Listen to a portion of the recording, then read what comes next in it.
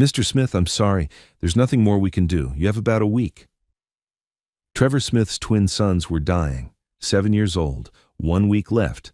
The doctor sent them home. 3 days later, Trevor walked into his living room and froze. His sons were laughing. They hadn't laughed in 4 months. And sitting with them on the floor, folding colored paper, was a woman he barely knew. What he saw next broke him, and then healed him. The drive home from the hospital felt like a funeral. Trevor didn't speak. His mother sat beside him in silence. In the back seat, Lucas and Eric stared out the window, too weak to ask questions anymore. At home, everything had changed. Medical equipment filled the living room. Oxygen tanks, IV poles. The house his wife used to fill with laughter now felt like it was holding its breath. Trevor's mother had hired help, a maid named Rachel Jackson. Trevor didn't even look at her.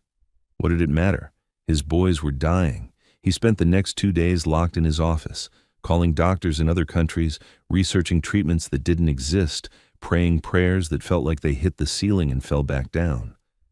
And then, on the third night, something happened. Trevor was walking past the living room when he heard it. Laughter. He stopped. His whole body went cold. The boys hadn't laughed since before their mother died. Not in months. Not since the chemo started stealing pieces of them. Trevor moved toward the sound like he was walking through a dream. And when he looked into the room, he couldn't understand what he was seeing. Rachel, the maid, was sitting on the floor in her uniform. Lucas and Eric sat across from her, and scattered between them were hundreds of tiny folded birds, paper cranes, red ones, blue ones, yellow ones, covering the floor like hope had exploded. "How many do we have now?" Eric asked. His voice sounded strong, alive. Rachel counted. 243, Lucas smiled. "How many more?" 757, Rachel said. 1,000 total. Then we make our wish. Trevor's knees buckled. He grabbed the doorway to keep from falling. His sons, given 1 week to live, were folding paper, smiling, their eyes bright, their hands moving with purpose. Rachel looked up. She saw him standing there, and instead of explaining, she just said, "Would you like to help us, Mr. Smith?"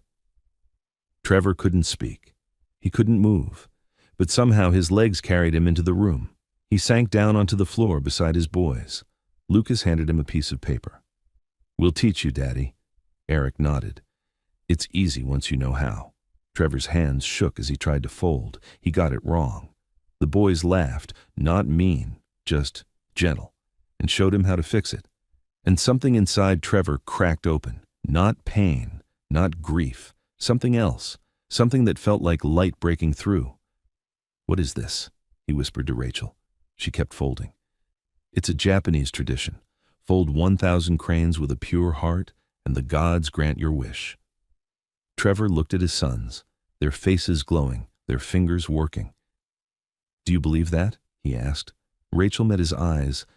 "I believe that when we stop waiting to die and start creating something beautiful, miracles have room to happen." Trevor felt tears on his face. He didn't wipe them away.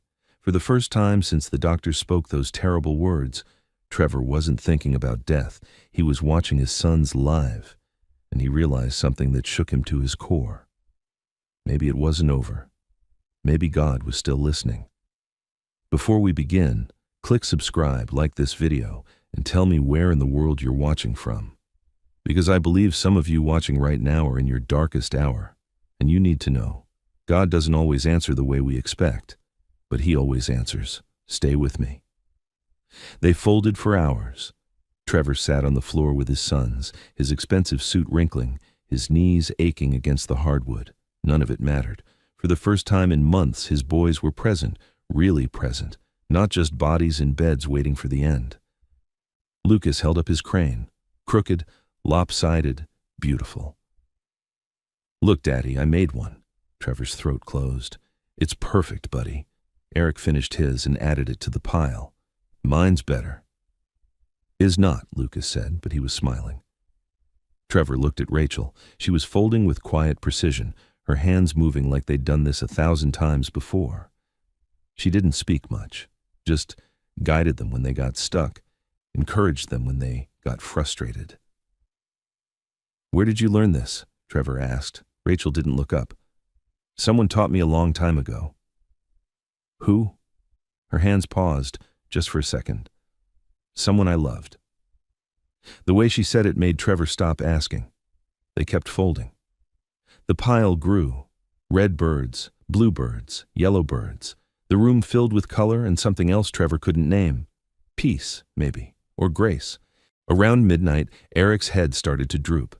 He fought it, blinking hard, trying to keep folding. "I'm not tired," he mumbled. Rachel smiled. "That's okay. The cranes will be here tomorrow." Lucas yawned. "Promise?" "Promise," Rachel said softly. Within minutes, both boys were asleep on the couch, curled into each other the way they used to when they were babies. Rachel covered them with a blanket, tucked it around their shoulders, smoothed Eric's hair back from his forehead. Trevor watched her. Really watched her for the first time. She moved like a mother, not like hired help. "Who are you?" he whispered. Rachel straightened. "Just someone who knows what it's like to run out of time." "You've lost someone." It wasn't a question. Rachel's face changed. Something deep and old moved behind her eyes. "Yes."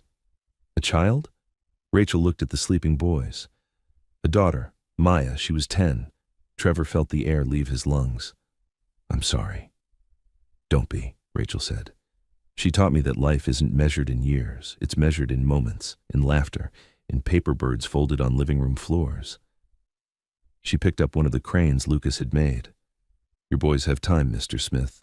Maybe not as much as you want, but they have right now. And right now, they're happy." Trevor's vision blurred.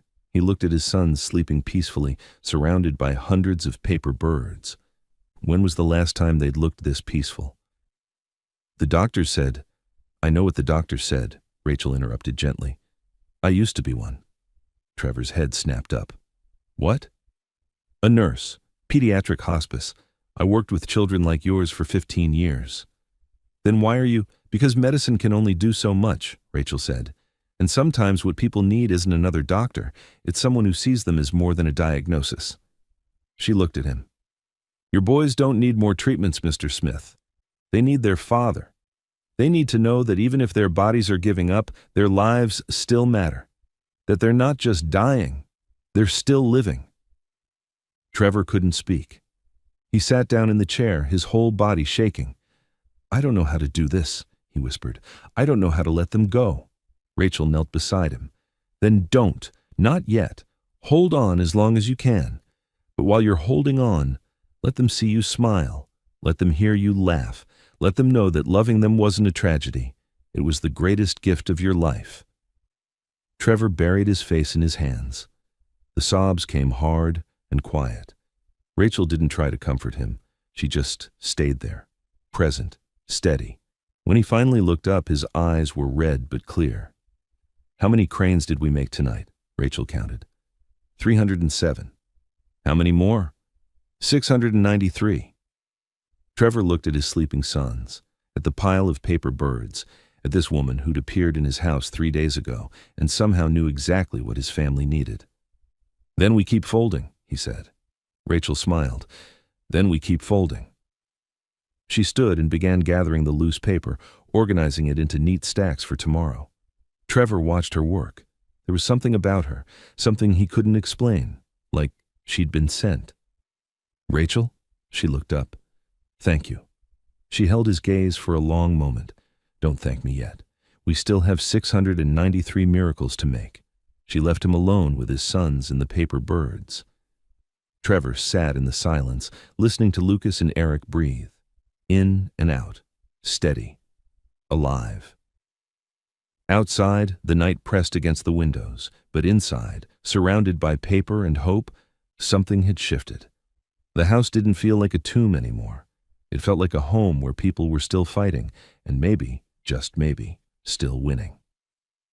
Trevor woke up on the living room floor. Sunlight was coming through the windows. His neck hurt. His back hurt. But for the first time in weeks, he'd actually slept. The boys were still on the couch, tangled in blankets, still breathing, still here. 307 paper cranes covered the coffee table like a flock of birds that had landed during the night. Trevor sat up slowly, trying not to wake them, but Lucas's eyes fluttered open. Daddy? Right here, buddy. Lucas smiled, actually smiled. Can we fold more today? Trevor's chest tightened. Yeah, we can fold more. From the kitchen, he heard sounds, someone cooking. The smell of pancakes drifted into the room, real food, not the meal replacement shakes the boys had been living on. Trevor found Rachel at the stove, still in her uniform, flipping pancakes like she'd done it in this kitchen 1,000 times. You didn't have to do this, he said. Rachel glanced at him. The boys need to eat, real food, not just medicine. They can barely keep anything down. They will today, Rachel said with quiet certainty, and somehow Trevor believed her. His mother came downstairs, surprised to find everyone already awake.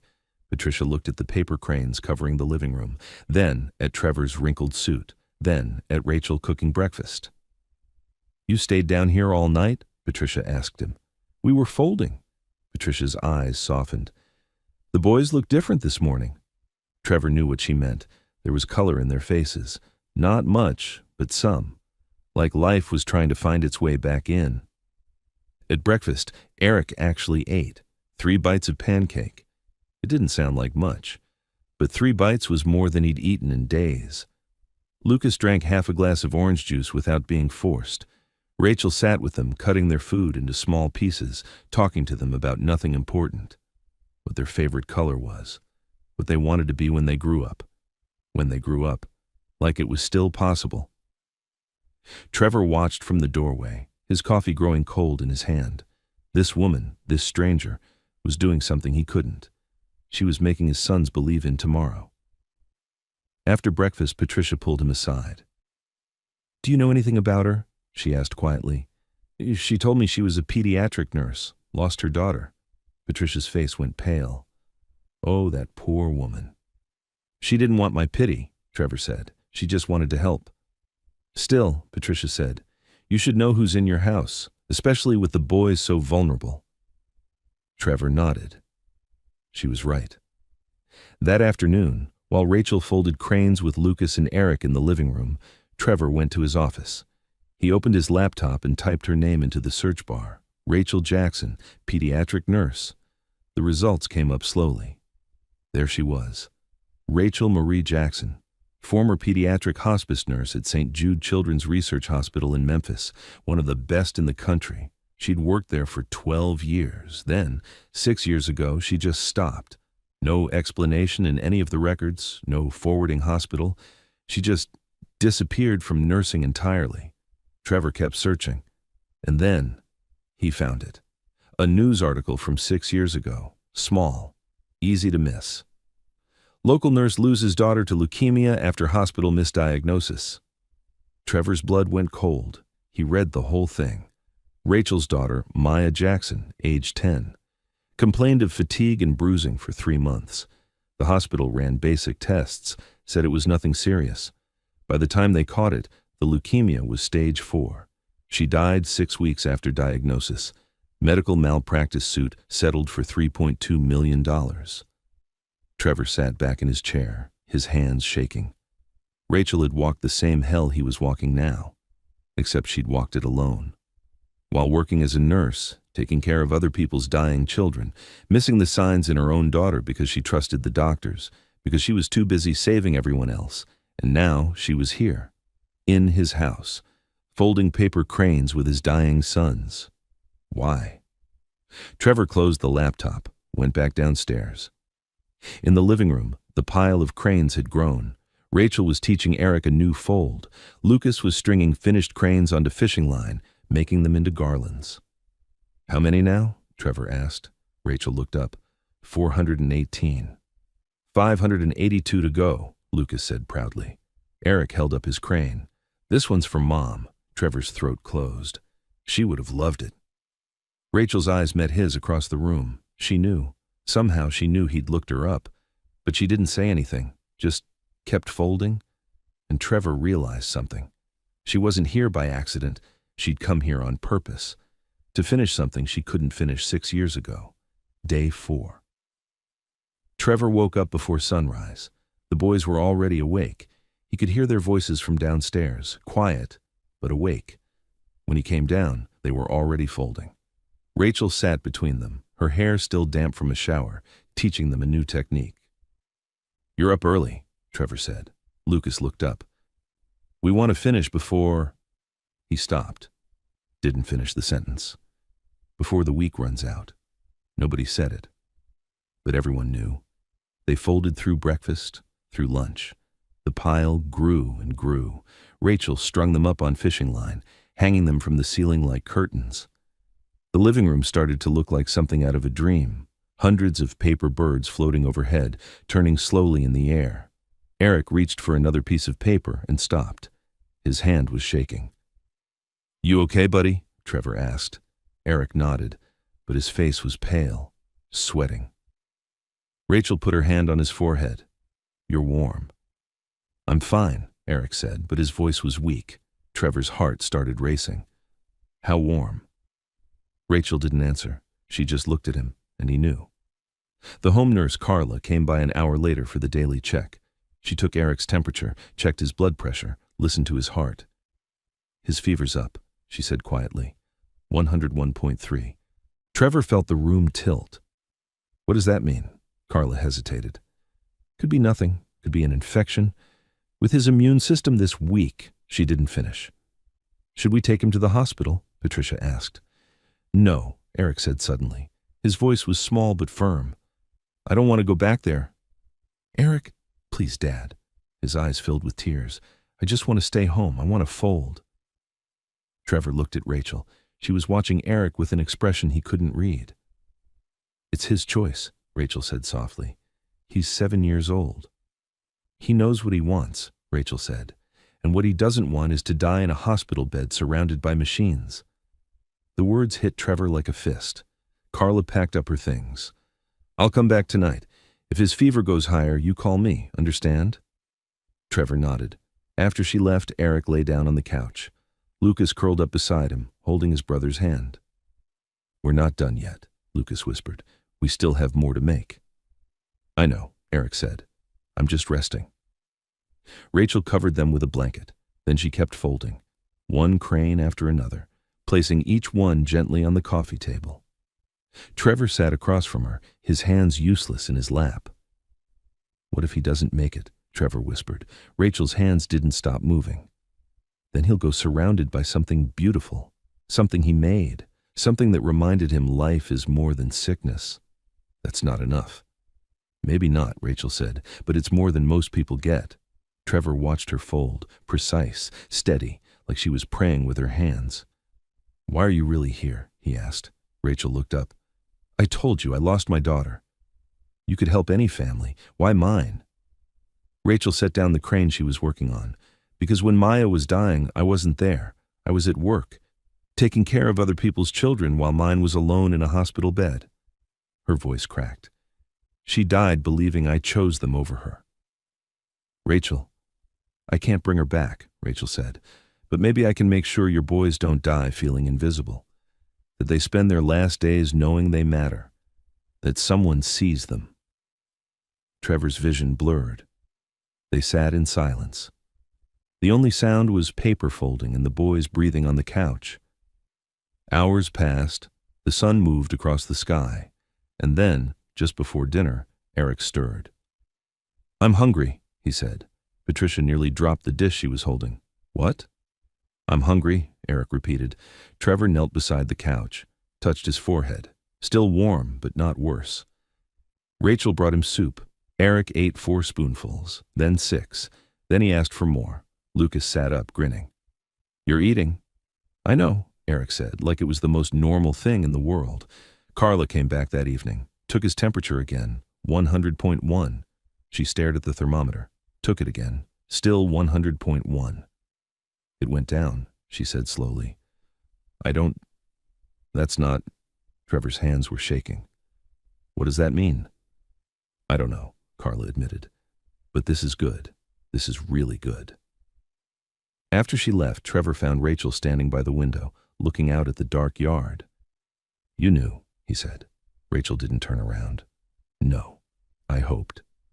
"What's the difference?" She finally looked at him. "Hope costs everything, and it doesn't promise anything back. But it's the only thing that keeps us human when everything else fails." Trevor stood beside her. Outside, the trees swayed in the wind. Inside, his sons were alive, folding, fighting. "How many cranes now?" he asked. 612. 388 to go. Rachel nodded. 388 to go. They stood there together, watching the night, and somewhere in that house full of paper birds and fragile hope, something impossible was happening. Life was pushing back against death. And for the first time, Trevor thought maybe, just maybe, life was winning. That night, Trevor couldn't sleep. He sat in his study with the lights off, staring at nothing. Eric's fever had dropped. The boys were eating again, laughing again. Everything pointed toward something good happening. So why did he feel like he was standing on the edge of a cliff? Downstairs, he heard movement, footsteps, soft, careful. Trevor got up and found Rachel in the living room, alone, folding cranes in the dark, only the moonlight coming through the windows. She didn't hear him at first, or maybe she did and didn't stop. Her hands moved slowly, deliberately, and Trevor realized she was whispering something, words he couldn't make out. He stepped closer. The floor creaked. Rachel looked up. Her face was wet. She'd been crying. "I didn't mean to interrupt," Trevor said. Rachel wiped her eyes quickly. "You're not. I just couldn't sleep." Trevor sat down across from her. "What were you saying just now, when you were folding?" Rachel looked down at the crane in her hands. "I was talking to my daughter." The words hung in the air between them. "Does it help?" Trevor asked quietly. "No," Rachel said, "but I do it anyway." She finished the crane and set it down with the others. There were dozens scattered around her. She'd been out here for hours. "I looked you up," Trevor admitted. "I know about the lawsuit, about what happened to Maya." Rachel didn't react, just reached for another piece of paper. "They missed it for 3 months," she said. Her voice was flat, empty. "I kept telling them something was wrong, that she was too tired, bruising too easily. But they said it was normal, growing pains, puberty starting early." She folded the paper with sharp, precise movements. "And I believed them, because I was a nurse, because I trusted doctors, because I was too busy taking care of everyone else's dying children to see my own daughter was dying right in front of me."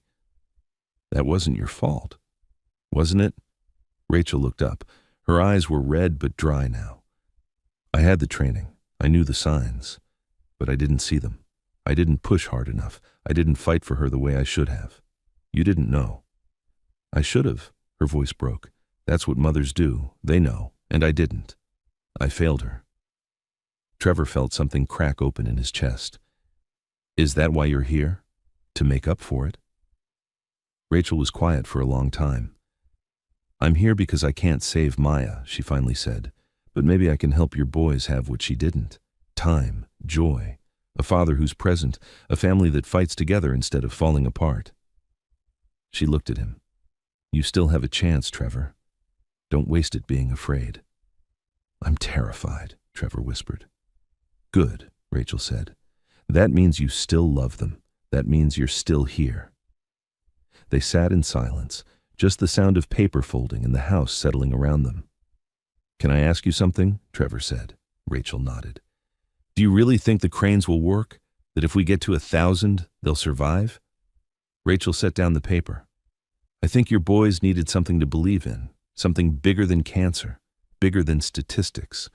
And whether it's magic or medicine or God, I don't know. But I know they're fighting now.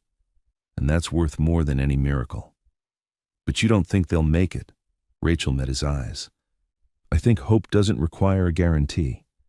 It just requires us to show up every single day and keep folding." Trevor looked around the room. Hundreds of paper birds hanging from the ceiling, covering tables, filling boxes, each one a small prayer, a small act of defiance against death. "How many now?" he asked. 703. 297 to go." Rachel picked up another piece of paper. 297 to go. Trevor reached for paper too, and they folded together in the dark, not speaking, just creating, just hoping. Upstairs, Lucas woke up. He looked over at Eric's bed. His brother was sleeping, breathing steady, alive.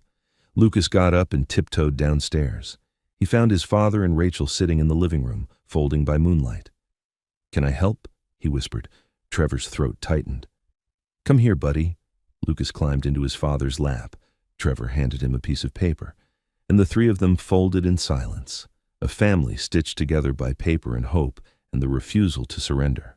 Outside, the night stretched on, but inside, surrounded by birds that would never fly but somehow still carried prayers, something was taking root. Not certainty, not promises, just the quiet, stubborn belief that tomorrow might still come, and that maybe, just maybe, love was enough to make it worth fighting for. Day 5. Trevor woke up to the sound of his sons arguing. Actually arguing. "That one's mine," Lucas said. "No, I made the blue ones. You made the red ones." "You're wrong." Trevor sat up on the couch where he'd fallen asleep again. The boys were at the coffee table, sorting through cranes. Their faces had color, real color, not the gray pale they'd been for months. Rachel stood in the kitchen doorway, watching them with a small smile. "They've been at it for 10 minutes, she said quietly. "They're fighting," Trevor said. "They're alive," Rachel corrected, and Trevor realized she was right.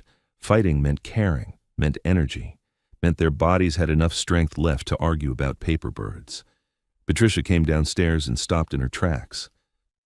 "Eric's out of bed." "I know," Trevor said. His voice sounded strange even to himself. Carla arrived for the morning check. She took vitals on both boys, checked their charts, took blood samples to send to the lab. She didn't say anything at first, just kept rechecking the numbers. "What?" Trevor asked. His heart was pounding. Carla looked up. "Their oxygen levels are higher. Heart rates are stronger. Eric's white blood cell count is—" She trailed off. "I need to run this again." "Is that bad?" Lucas asked. "No, sweetheart," Carla said. "It's good. It's really good." She left with the blood samples, promising to call as soon as the lab confirmed the results. After she was gone, the house felt different, lighter somehow. Rachel made lunch. The boys ate. Actually ate. Eric finished a whole sandwich. Lucas drank an entire glass of milk. Trevor watched from the doorway, unable to move, unable to process what he was seeing. His sons were getting better. It shouldn't be possible. The doctors had been clear. Stage 4, leukemia. Bodies shutting down. 1 week. But here they were, 5 days later, eating, laughing, living. That afternoon, Trevor found Rachel outside on the back patio. She was standing at the railing, looking out at the yard where snow was starting to melt. "The doctor called," Trevor said. "Blood work came back. The leukemic cells are decreasing." Rachel didn't turn around. "I heard." "Rachel, they're getting better." "I know." "How?" Trevor moved beside her. "How's this possible?" Rachel was quiet for a long moment. "I don't know if it is," she finally said. "This could be temporary. A rally before the end. It happens sometimes. The body gathers strength one last time before—" "Don't," Trevor said. "Don't say that." "I have to," Rachel said, "because hope without truth is just cruelty. Your boys are doing better today, but tomorrow could be different, next week could be different, and if you let yourself believe this is over, if you stop being present because you think they're saved, you'll miss whatever time you actually have." Trevor felt anger rise in his chest. "So what? We just keep pretending they're dying even when they're clearly improving." "No," Rachel said. "You keep loving them like every day matters, because it does. Whether they have a week or a year or 50 years, every single day matters." Trevor leaned against the railing. His hands were shaking. "I don't know how to do this," he whispered. "I don't know how to hope and grieve at the same time." Rachel finally looked at him. "You do it by folding, Trevor, one crane at a time. You do it by sitting on the floor with your sons, by laughing when they laugh, by being their father instead of their savior." "I want to save them." "I know," Rachel said softly, "but maybe that's not your job. Maybe your job is just to love them, and let God handle the rest." The word hung between them. God. Trevor hadn't thought about God in months, not since his wife died, not since the diagnosis. He'd been too angry, too betrayed. "I don't know if I believe anymore," he admitted. Rachel looked back at the yard. "Belief isn't a feeling, Trevor. It's a choice. Every morning you choose to get up, to fold, to stay present, to love anyway. She paused. That's faith, not certainty, not proof, just the choice to keep going even when you don't know how it ends. Trevor felt something break inside him, not painfully, more like ice cracking in spring. You did this, he said. Whatever's happening, you did this. Rachel shook her head. I folded paper. Your boys did the rest. It's more than paper. Maybe, Rachel said, or maybe it's exactly what it looks like. A father and his sons making something beautiful while they still can. Inside, Lucas called out. Dad, we finished another 20. Trevor looked through the window. His sons at the table, folding, smiling, alive. He turned back to Rachel. How many now? 816. 184 to go, Rachel nodded. We're close. Trevor took a breath. What happens when we reach 1,000? Rachel met his eyes. I don't know, but we'll find out together. They went back inside, back to the boys, back to the folding, and Trevor realized something that shook him. He wasn't folding to save his sons anymore. He was folding because this, right here, right now, was life. And whether they had days or decades, this moment was enough. Day 6. The house felt different that morning, something in the air, something Trevor couldn't name. The boys woke up excited. They wanted to finish, to get to 1,000. How many left? Eric asked at breakfast. Rachel counted the cranes hanging from the ceiling. 134, Lucas grinned.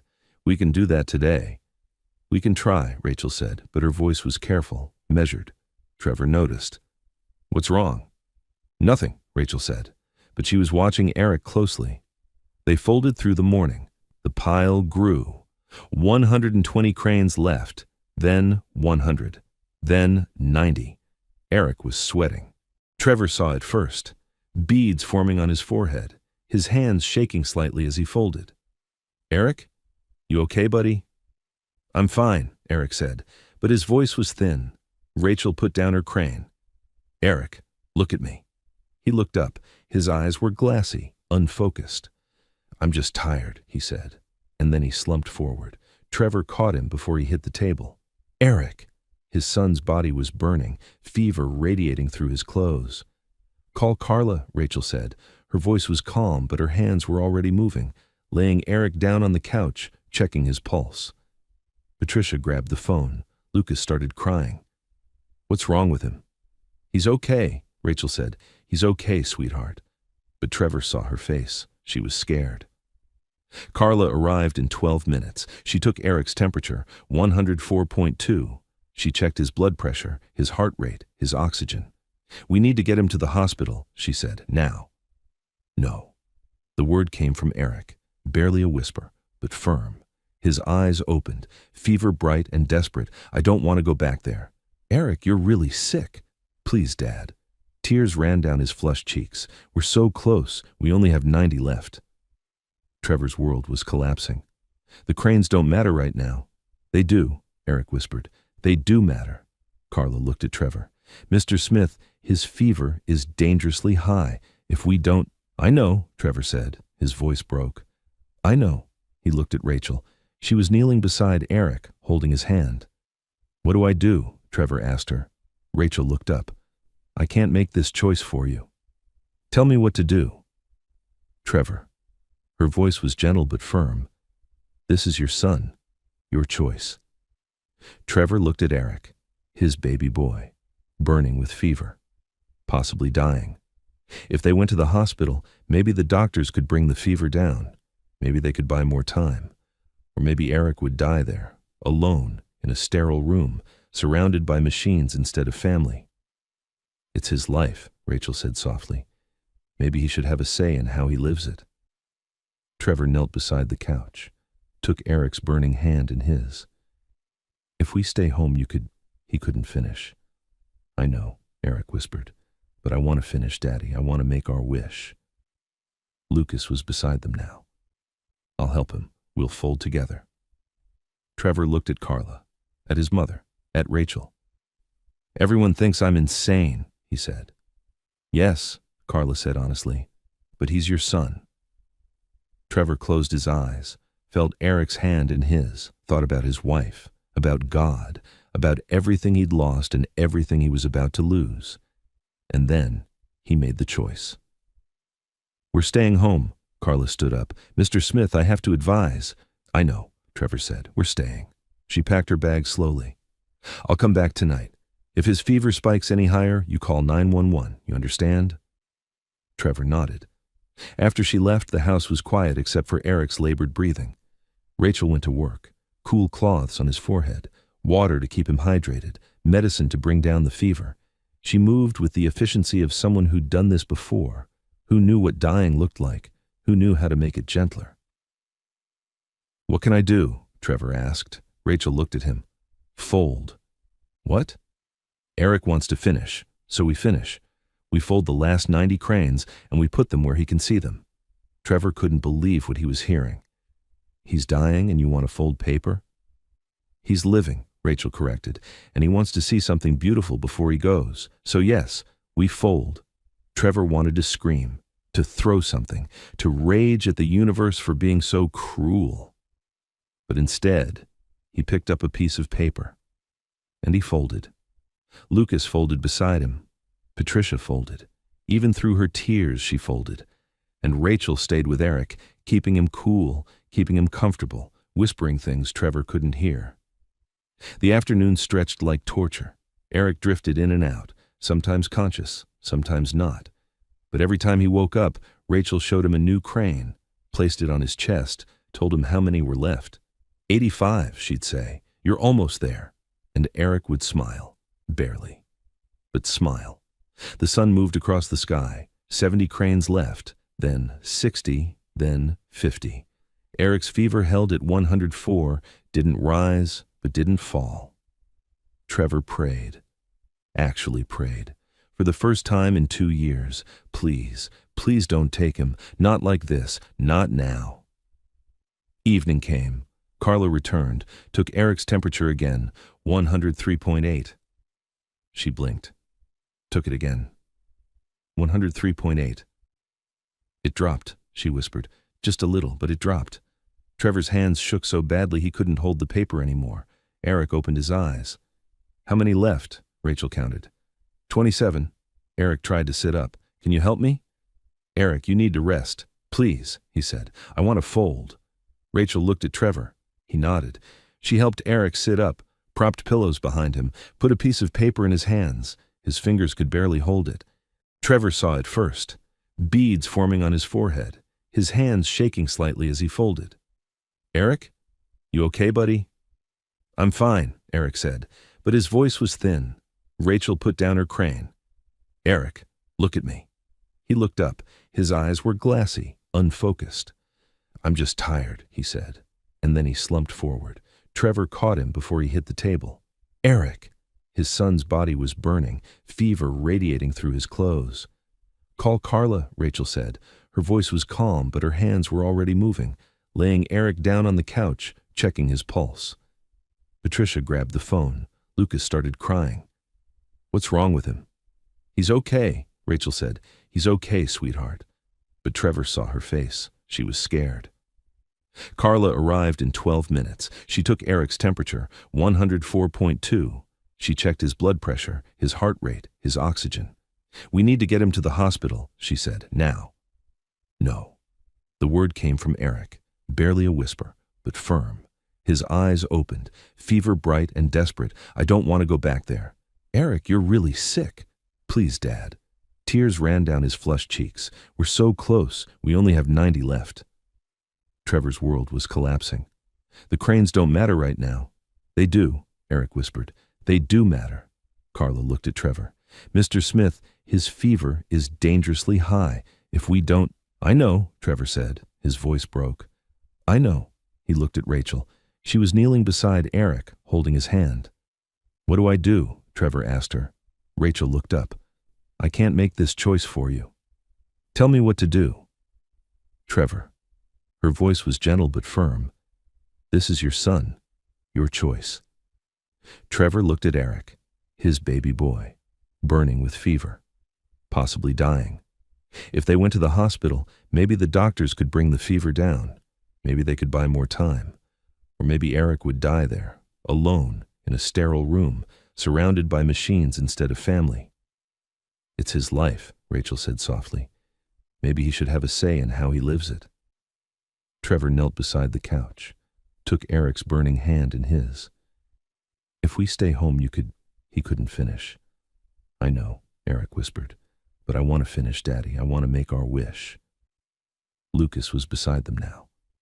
I'll help him. We'll fold together. Trevor looked at Carla, at his mother, at Rachel. Everyone thinks I'm insane, he said. Yes, Carla said honestly, but he's your son. Trevor closed his eyes, felt Eric's hand in his, thought about his wife, about God, about everything he'd lost and everything he was about to lose. And then he made the choice. We're staying home, Carla stood up. Mr. Smith, I have to advise. I know, Trevor said. We're staying. She packed her bag slowly. I'll come back tonight. If his fever spikes any higher, you call 911. You understand? Trevor nodded. After she left, the house was quiet except for Eric's labored breathing. Rachel went to work. Cool cloths on his forehead, water to keep him hydrated, medicine to bring down the fever. She moved with the efficiency of someone who'd done this before, who knew what dying looked like, who knew how to make it gentler. What can I do? Trevor asked. Rachel looked at him. Fold. What? Eric wants to finish, so we finish. We fold the last 90 cranes and we put them where he can see them. Trevor couldn't believe what he was hearing. He's dying and you want to fold paper? He's living, Rachel corrected, and he wants to see something beautiful before he goes. So yes, we fold. Trevor wanted to scream, to throw something, to rage at the universe for being so cruel. But instead, he picked up a piece of paper, and he folded. Lucas folded beside him. Patricia folded. Even through her tears, she folded. And Rachel stayed with Eric, keeping him cool, keeping him comfortable, whispering things Trevor couldn't hear. The afternoon stretched like torture. Eric drifted in and out, sometimes conscious, sometimes not. But every time he woke up, Rachel showed him a new crane, placed it on his chest, told him how many were left. 85, she'd say. You're almost there. And Eric would smile. Barely. But smile. The sun moved across the sky. 70 cranes left, then 60, then 50. Eric's fever held at 104, didn't rise, but didn't fall. Trevor prayed. Actually prayed. For the first time in 2 years. Please, please don't take him. Not like this. Not now. Evening came. Carla returned, took Eric's temperature again, 103.8. She blinked. Took it again. 103.8. It dropped, she whispered. Just a little, but it dropped. Trevor's hands shook so badly he couldn't hold the paper anymore. Eric opened his eyes. How many left? Rachel counted. 27. Eric tried to sit up. Can you help me? Eric, you need to rest. Please, he said. I want to fold. Rachel looked at Trevor. He nodded. She helped Eric sit up, propped pillows behind him, put a piece of paper in his hands. His fingers could barely hold it. But he folded. Slowly, shakily. And he finished one more crane. 26, Eric whispered. Lucas hugged his brother carefully. We're going to make it. I know, Eric said, and then he fell asleep. Right there, mid-fold. But his fever was 103.2. Still dangerous, still high, but dropping. Trevor sat on the floor, surrounded by paper birds, and wept. Not quietly, not carefully. He sobbed like a man who just watched his son choose how to die. And maybe, just maybe, choose to live instead. Trevor didn't leave Eric's side that night. He sat in the chair beside the couch, watching his son breathe, in and out, each breath a small miracle.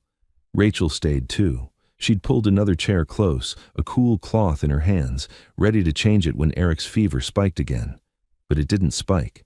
By midnight, it was 102.1. By 2 in the morning, 101.4. Patricia had taken Lucas upstairs to sleep. The house was quiet except for the soft tick of the clock and Eric's steady breathing. You should rest, Rachel said softly. Trevor shook his head. I can't. He's stable now. I know, Trevor's voice was raw. But if I close my eyes, I'm afraid I'll wake up and he'll be gone. Rachel didn't argue. She just sat with him in the dark. Hours passed. Finally, Trevor spoke. I almost lost him today. No, Rachel said. Today you let him choose. There's a difference.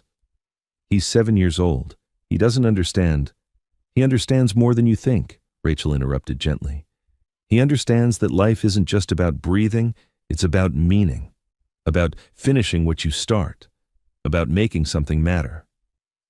Trevor looked at her. You would have let your daughter choose too, wouldn't you? Rachel's face changed. Something old and painful surfaced. I didn't get the chance, she said quietly. By the time I knew she was sick, she was too far gone, too weak to have a choice. She died in a hospital bed asking me why I wasn't there when she needed me. Rachel, she was right, Rachel continued. I wasn't there. I was working, saving other people's children, and mine died thinking I didn't love her enough to notice she was sick. Her voice cracked. She looked down at her hands. That's why I'm here, Trevor, not to save your boys. I can't do that, but I can make sure they know every single moment that they're seen, that they matter, that their father chose them over fear. Trevor felt something break open in his chest. Not pain, something deeper, something like understanding. She knew you loved her, he said. Rachel shook her head. I hope so, but I'll never know for sure, and that's something I'll carry forever. They sat in silence. Outside, the wind picked up. Snow started falling again, soft and quiet against the windows. Trevor looked at Eric. His son's face was peaceful now, the fever flush fading, his breathing easier. Thank you, Trevor whispered, for teaching me how to be present. Rachel met his eyes. You're doing that yourself? No, I wasn't. Before you came, I was trying to fix everything, control everything, buy my way out of grief. He paused. But you showed me that sometimes the answer isn't doing more. It's just being there. Rachel smiled sadly. That's all any of us can do. Show up, stay, love them while we can. Around 4 a.m, Eric stirred. His eyes opened, clear, focused. Dad? Trevor was beside him instantly. Right here, buddy. I'm thirsty. Rachel brought water. Eric drank slowly, half the glass. How do you feel? Trevor asked. Eric thought about it. Tired, but okay. Trevor's throat tightened. You scared me today. I'm sorry. Don't be sorry. Just don't leave me, okay? Eric reached for his father's hand. Okay. Trevor held on like his son was the only real thing in the world. Rachel checked Eric's temperature one more time. 99.8, almost normal. She looked at Trevor. Their eyes met. And for the first time in days, Trevor saw something in her face that looked like hope. 26 more, Eric whispered. Then we make our wish. 26 more, Trevor repeated. Eric closed his eyes again. But this time, Trevor wasn't afraid. This wasn't the sleep of fever. It was rest. Real rest. As dawn broke through the windows, painting the room in soft gray light, Trevor finally let himself breathe. His son was still here, still fighting, still folding. Rachel stood and stretched. I'll make coffee. Rachel, she turned. Your daughter knew, Trevor said. She knew you loved her. I promise you, she knew. Rachel's eyes filled. She nodded once, then left the room before he could see her cry. Trevor sat alone with his sleeping son and the paper cranes hanging overhead like 1,000 small prayers. He thought about his wife, about God, about miracles that don't look like miracles until you're standing in the middle of them. And he realized something. Maybe healing wasn't about the body getting better. Maybe it was about the heart remembering how to hope. Maybe it was about a father learning to be present instead of powerful. Maybe it was about paper birds and quiet women and choices that feel impossible but turn out to be exactly right. Outside, the sun rose. A new day. Day 7. The last day the doctors had given them. But Eric was still breathing, and they only had 26 cranes left to fold. Trevor picked up a piece of paper, and he started to fold. Not because he believed in magic, but because he believed in this, right here, right now, his son, this moment, this love that refused to surrender. And maybe that was miracle enough. Morning came soft and quiet. Eric woke up asking for breakfast. Real breakfast, eggs, toast, orange juice. Patricia nearly dropped the pan when she heard him. "What did you say, sweetheart?" "I'm hungry," Eric repeated, like it was the most normal thing in the world. Trevor couldn't move, couldn't breathe. He just watched his son sit up on the couch, eyes clear, color in his cheeks. Rachel checked his temperature. 98.6, normal, completely normal.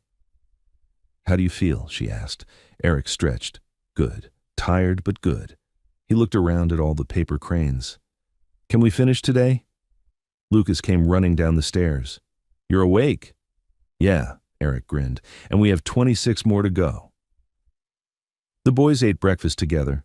Actually ate, not picking, not forcing, just eating like children should. Trevor stood in the doorway watching them, tears running down his face. Rachel touched his arm gently. "Breathe, Trevor. I don't understand what's happening." "Maybe you're not supposed to," she said. "Maybe you're just supposed to be grateful." After breakfast, they gathered in the living room, the four of them. Trevor, Rachel, Lucas, and Eric. 26 pieces of paper laid out on the table. "We do these together," Rachel said. "All of us, every single one." They folded slowly, carefully, each crane a prayer, each fold a thank you. 26 became 20, 20 became 15. Carla arrived for the morning check. She stopped in the doorway, staring. "He's up," she said. Not a question, a statement of disbelief. "He's up," Trevor confirmed. She examined Eric, listened to his heart, checked his vitals, drew blood for the lab. "I don't understand," she kept saying. "I just don't understand." But Eric just smiled. "We're almost done. Only 12 more." Carla left shaking her head, promising to call with the lab results. They kept folding. 12 became 10, 10 became 5. And then there was one piece of paper left. Gold, metallic, shimmering in the afternoon light. Rachel had saved it, kept it hidden until this moment. "This one," she said. "We fold together." Trevor, Rachel, Lucas, and Eric gathered around the table. They each placed one hand on the paper. "What do we wish for?" Lucas asked quietly. Trevor looked at his sons, alive, here, fighting. "We wish for more time," he said, his voice breaking. "Just more time together." "And we wish to always remember," Rachel added softly, "that love is stronger than fear." Eric nodded. "And that we're a family." "Always," Lucas whispered. 4 hands worked together, each fold deliberate, sacred. The crane took shape slowly. Valley fold, mountain fold, wings spreading, and when it was finished, they held it up together. The 1,000th crane, gold and perfect and impossible. Sunlight streamed through the windows, catching the metallic paper, casting tiny rainbows across the walls. The room fell silent, and in that silence, something shifted. Not visibly, not loudly, but Trevor felt it. A presence, warm, familiar. For just a moment, he swore he smelled jasmine, his wife's perfume. He looked at Rachel. Her eyes were wide. She felt it too. "Mom's here," Lucas whispered. Eric nodded. "I know." They stood there, holding the golden crane, surrounded by 999 others hanging like a waterfall of color and hope. The phone rang. Carla's voice was shaking. "Mr. Smith, the lab results are back. I need you to sit down." Trevor's heart stopped. "What is it?" "Their white blood cell counts are rising. The leukemic cells are decreasing. Significantly." She paused. "I don't have an explanation, but Eric's body is responding. Both boys are responding." Trevor couldn't speak. The room spun. "What does that mean?" he finally managed. Carla's voice cracked. "It means they're fighting back. It means there's hope." Trevor dropped the phone, fell to his knees. Lucas and Eric wrapped their arms around him. Rachel knelt beside them, her hand on Trevor's shoulder. They stayed there on the floor, holding each other, while 1,000 paper cranes turned slowly overhead. "We did it," Eric whispered. "We made our wish." Trevor pulled his sons closer. You did it. You both did it. Rachel stood quietly, began gathering her things. Trevor looked up. What are you doing? My work here is done, she said softly. No, Rachel, you can't. She smiled, sad but peaceful. Your boys are going to live, Trevor. They're going to fight. They're going to win. And you're going to be the father they need. Not because of me. Because you remembered how. Stay, Trevor pleaded. Please, stay with us. Rachel knelt down one more time, looked at Lucas and Eric. You two taught me something, she said. You taught me that my daughter's story doesn't end with her death. It continues every time someone else chooses hope, every time a family folds together instead of falling apart. She touched their faces gently. Thank you for letting me finish what Maya started. She stood, walked toward the door. Rachel, Trevor called. She turned. Your daughter knew, he said. She knew you loved her, and she's proud of what you did here. Rachel's eyes filled with tears. She nodded. Then she was gone. The door closed softly, and Trevor sat on the floor with his sons, surrounded by paper birds and impossible hope, and let himself believe again in miracles, in healing, in love that folds us back together when we're broken. Outside, Rachel drove away in her old car, but she left behind something that would never leave. 1,000 cranes, 2 boys learning to live again, and a father who finally understood that presence was the greatest gift he could ever give. 6 months later, the living room still held the cranes, all 1,000 of them. Trevor refused to take them down. They hung from the ceiling like a cathedral of paper and hope, turning slowly whenever someone walked through, catching the light, casting shadows that looked like wings. But the medical equipment was gone. The oxygen tanks, the IV poles, the hospital bed. Instead, there were soccer cleats by the door, backpacks on the couch, drawings taped to the refrigerator. Life, real, messy, beautiful life. Lucas and Eric were in remission. The experimental trial Rachel had funded worked, 3 rounds of treatment. Their bodies, somehow strengthened by those impossible weeks of folding, held on, fought back, won. Dr. Patel called it unprecedented, wrote papers about psychological factors in pediatric cancer outcomes, used words like miraculous and unexplained. But Trevor knew the truth. It wasn't the medicine alone that saved his sons. It was a woman in a blue uniform who taught them that hope was a choice, that life was worth fighting for, that presence mattered more than promises. Trevor had tried to find her, called every number, searched every database, but Rachel Jackson had disappeared the same way she'd arrived, quietly, without trace. All she left behind was a photograph, the one she'd given him that last night, a young girl folding a paper crane. Maya, smiling. Trevor had it framed, put it on the mantel beside his wife's photo.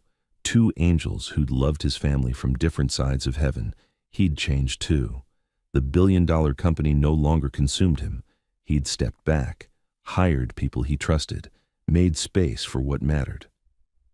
Now, every Wednesday, he and the boys volunteered at Children's Hospital of Philadelphia. In the same ward where they'd received their death sentence, they taught other sick kids to fold cranes, brought colored paper and fishing line and stories about a woman who believed in miracles made of hope and patience. Some of the kids were too weak to fold, so Trevor and his sons would sit beside their beds and fold for them, place each finished crane where they could see it, remind them they weren't alone. He'd started a foundation, Maya's Wings, named after the daughter of a woman whose name he didn't even know how to pronounce without his voice breaking. The foundation funded experimental trials, paid medical bills for families drowning in debt, provided hospice care that focused on living, not just dying. In 6 months, they'd helped 53 families, 53 children who might not have had a chance, and every single one of them received a box of colored paper and instructions on how to fold a crane. Today was a special day, Lucas and Eric's 8th birthday. The birthday the doctors said they'd never reach. The house was full. Friends, family, other kids from the hospital. Patricia had baked a cake, decorated with paper cranes made of frosting. The boys blew out the candles together. "What did you wish for?" someone asked. Lucas and Eric looked at each other, then at their father. "We don't need to wish anymore," Eric said. "Why not?" "Because we're already living our wish," Lucas finished. Trevor's throat closed. He pulled his sons close, kissed the tops of their heads, hair that had grown back, thick and wild and beautiful. Later, after the guests left and the boys were asleep upstairs in their own beds, not hospital beds, just regular beds with dinosaur sheets and too many pillows. Trevor sat alone in the living room. He picked up a piece of paper. Yellow. Maya's favorite color, Rachel had once told him, and he started to fold. He didn't need to anymore. Didn't need to bargain with God or make wishes or pray for miracles, but he folded anyway, because Rachel had taught him something that went deeper than healing. She taught him that life wasn't about the destination. It was about the moments in between, the paper folded on living room floors, the laughter shared over crooked birds, the presents given when nothing else could be. She taught him that sometimes God doesn't answer prayers the way we expect. Sometimes he sends a stranger with gentle hands and a broken heart who knows exactly what we need. Sometimes he heals us not by taking away the pain, but by sitting with us in it, teaching us that beauty can still be made, that hope can still exist, that love doesn't require guarantees, just the courage to show up. Trevor finished the crane, set it beside the others. The phone rang, a restricted number. He almost didn't answer, but something made him pick up. "Hello?" Silence. Then a voice he'd recognize anywhere. "Mr. Smith." "Rachel." His heart nearly stopped. "Where are you?" "That doesn't matter," she said softly. "I just wanted to know, are they okay?" Trevor looked at the ceiling, at the 1,000 cranes his sons had folded when they should have been dying. "They're perfect," he whispered. "They're alive and healthy and perfect." He heard her breath catch. "Good, that's good. Rachel, please, come back. Let us thank you properly. Let the boys see you. They ask about you every day." "I can't," she said. "This was never about me." "It was always about you," Trevor said. "You saved them." "No." Her voice was firm but gentle. "I just reminded you what was already there.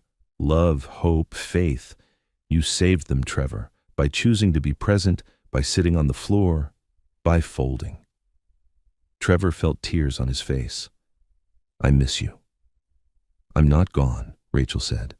"I'm in every crane, every moment you choose hope over fear, every time you sit with your sons instead of trying to fix everything." She paused. "That's how you honor what we did together. You live, fully, presently, gratefully." "Rachel, I have to go, but Trevor, thank you for letting me finish what Maya started, for giving me a reason to believe that love doesn't end. It just changes forms."